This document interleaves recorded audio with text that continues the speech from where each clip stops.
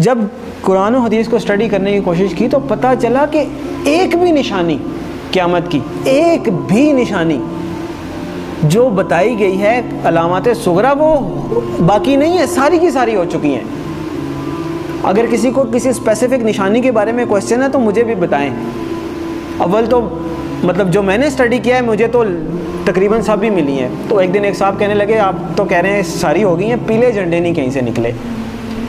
تو میں نے کہا پیلے جھنڈے تو وہ رابعہ ابھی نکلے تھے مصر میں، جب صدر مرسی کی حکومت انہوں نے گرائی تھی تو وہاں پہ پیلے جھنڈے رابعہ کا نشان انہوں نے بنایا تھا اور بڑی احتجاج کی تھی، وہاں سے پیلے جھنڈے نکلے تھے۔ پھر ایک اور صاحب کہنے لگے کہ دخان نہیں آئی جی، دھواں ہوگا جو زمین کو اپنی لپیٹ میں لے لے گا۔ میں نے بتایا کہ دخان تو اللہ واللہ عالم، ہم عقل کل نہیں ہیں، لیکن دیکھیں ہم نے تو وہ دیکھنا ہے کہ جو ہماری سمجھ میں بات آتی ہے۔ آج سے 7-8 سال پہلے ہم بھی اسی پنجاب میں رہتے ہیں، اسی دنیا میں رہتے ہیں، دھند ضرور ہوتی تھی، دھواں بھی ہوتا تھا، دھواں اسموگ نہیں ہوتا تھا کہ وہ پورے لپیٹ میں لے لیتا ہے۔ دھواں تو ایسے ہوتا ہے نا دور سے نظر آئے، دخان ایسا ہے کہ یخشى الناس، قرآن میں اللہ نے فرمایا یوم تأتی السماء بدخان مبین یخشى الناس ھذا عذاب علیم، وہ بھی برا ہو گیا۔ پھر کیا رہ گیا؟ پھر انہوں نے کہا عربوں میں شرک آ جائے گا، وہ تو نہیں آیا۔ تو میں نے کہا میں بھی سوچتا تھا نہیں آیا، بلکہ جب میں یہ حدیث پڑھ رہا تھا تو میرے ذہن میں یہ تھا کہ پتہ نہیں عربوں میں شرک پتہ نہیں کب آئے گا۔ سب سے زیادہ قرآن حدیث وہاں پڑھا جاتا ہے، حرمین شریفین وہاں پہ ہیں، عبادات وہاں پہ ہوتی ہیں، مساجد رمضان میں وہاں بھری ہوئی ہوتی ہیں، تو پتہ نہیں کب ہوگا۔ اتفاق کی بات ہے کہ میرا نہیں خیال کہ ہفتہ گزرا ہوگا یا کچھ، تو وہ خبر آئی کہ وہ انہوں نے UAE میں مندر بنایا ہے اتنا بڑا، اور باقاعدہ نعوذ باللہ اس کی پوجا کر کے انہوں نے اس کی افتتاح کیا۔ عجیب لگا کہ اتنی جلدی کہ جب آپ حدیث پڑھتے ہیں تو آپ کو لگتا ہے کہ عربوں میں شرک لوٹ آئے گا، پتہ نہیں، یہ تو بہت ہی مشکل بات لگتی ہے۔ اور ہم نے مطلب ایک ہوتا ہے سالوں گزر جائیں پھر بھی بات ہے، وہ ادھر پڑھا ادھر وہ بات ہوگی۔ تو ایک بھی نشانی مجھے نہیں ملی، اگر کسی صاحب کو ملی ہے تو مجھے بھی بتائیں۔ اس کا مطلب ہے علامات صغریٰ ساری پوری ہو گئی ہیں، اب علامات کبریٰ کا وقت ہے۔ پہلی علامات کبریٰ میں سے پہلی کیا ہے؟ امام المہدی کا ظہور پہلی علامات کبریٰ میں سے پہلی بڑی نشانی ہے۔ دوسری ہے دجال کا ظہور، تیسری ہے حضرت عیسیٰ علیہ السلام کا حضرت عیسیٰ علیہ السلام کا آسمان سے آنا واپس، چوتھی ہے یاجوج ماجوج۔ 4 یہ نشانیاں ہیں قیامت کی علامات کبریٰ۔ پھر 2 اور نشانیاں ہیں، سورج کا مغرب سے نکلنا اور دعوت الارض کا نکلنا۔ کیٹیگرائزیشن یہ حدیث میں نہیں ہے کہ 4 نشانیاں یا 5 ہیں، ویسے بتایا گیا ہے، اس کو پھر علماء نے اپنے حساب سے، جیسے میں نے پہلے آپ کو بتائی دخان ہو گیا یا مختلف رابعہ ہو گئے، پہلی پیلے جھنڈے ہو گئے، یہ وہ ان کو علامات صغریٰ کہا گیا ہے، چھوٹی نشانیاں، اور یہ جو ابھی میں نے 4 آپ کو گنوائی ہیں نا علامات کبریٰ کے طور پہ کیٹیگرائز کیا گیا ہے۔ لیکن یہ جو باقی 2 ہیں میں ان کو علامات کبریٰ میں کیٹیگرائز نہیں کرتا، میری اپنی ایک کیٹیگرائزیشن ہے۔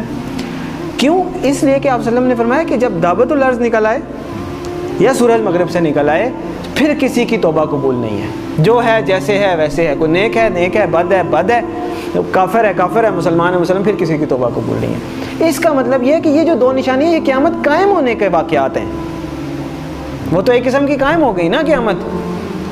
تو جو نشانی تو وہ ہے کہ آپ الرٹ ہے، نشانی ہے بھائی آنے والی ہے، تیار ہو جائیں۔ تو جب آ گئی تو پھر تو نہ توبہ ہے نہ کچھ ہے، پھر تو نشانی نہ ہوئی، پھر تو ہو ہی گئی۔ جب توبہ ہی نہیں قبول، اس کے بعد آپ کوئی چینج ہی نہیں، ایکسیپٹنس۔ تو اس لیے 4 نشانیاں قیامت قائم ہونے کی ہیں، اس وقت تک پھر بھی چانس ہوگا، ایون دجال کے آنے کے بعد بھی چانس ہوگا اگر کوئی توبہ کرتا ہے، اللہ توفیق دیتا ہے۔ حضرت عیسیٰ علیہ السلام دنیا میں آتے ہیں، چانس ہے، یاجوج ماجوج آتے ہیں، چانس ہے، لیکن اس کے بعد دعوت الارض نکل آیا یا سورج مغرب سے نکل آیا پھر ختم۔ تو علامات صغریٰ ساری پوری ہو گئی، علامات کبریٰ کا وقت، اور علامات کبریٰ میں سب سے پہلے امام المہدی کا ظہور ہے۔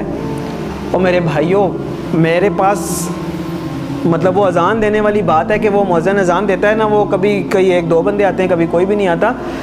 میرے بس میں نہیں ہے کہ میں چیخ کے بولوں کدھر سو رہے ہو، کدھر جا رہے ہو، اور نکل آؤ روٹی کپڑا مکان سے، اور میری جاب، میری گاڑی، میرا بچہ، میرا پلاٹ، نہیں۔ اور پتہ نہیں قیامت میں نے آپ لوگوں کو حدیث سنائی ہے، آنکھیں کھولیں، اور پتہ نہیں قیامت میں کتنے سال رہ گئے ہیں، شاید ہم پتہ نہیں اگلی جنریشن آئے بھی کہ نہ آئے۔ اور بعض لوگ کہتے ہیں پتہ نہیں پاگل ہے، سب کو ایسے لگتا تھا قیامت آنے والی ہے، نہیں، حدیث میں آپ صلی اللہ علیہ وسلم نے فرمایا کہ میں اللہ سے امید کرتا ہوں کہ میری امت کو آدھے دن کا وقت تو دے ہی دے گا اللہ تعالیٰ. تو صحابہ نے فرمایا آدھے دن سے کیا مراد ہے؟ تو آپ صلی اللہ علیہ وسلم نے فرمایا 500 سال.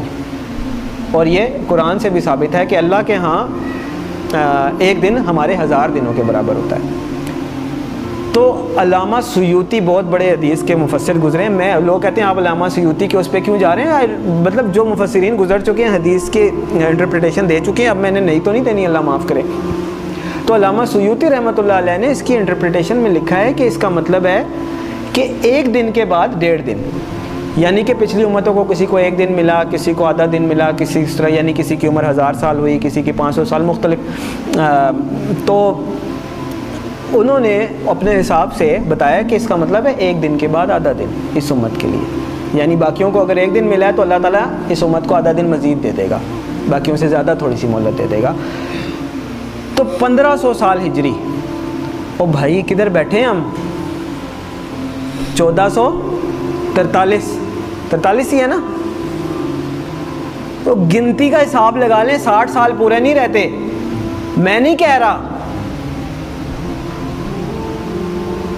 تو اس کا مطلب یہ ہے کہ تھوڑا سا, میں یہ نہیں کہہ رہا کہ 60 سال میں ہی آ جائے گی, یعنی اللہ تعالیٰ نے اگر آدھے دن کی مہلت دینی ہے, اللہ کی مرضی, تھوڑا بہت آگے پیچھے بھی ہو سکتا ہے. لیکن سمجھنے کی بات ہے کہ ہم بالکل ایج پہ کھڑے ہیں, گرنے لگے نیچے, اور دیکھ پیچھے جا رہے ہیں, دیکھ پیچھے جا رہے ہیں.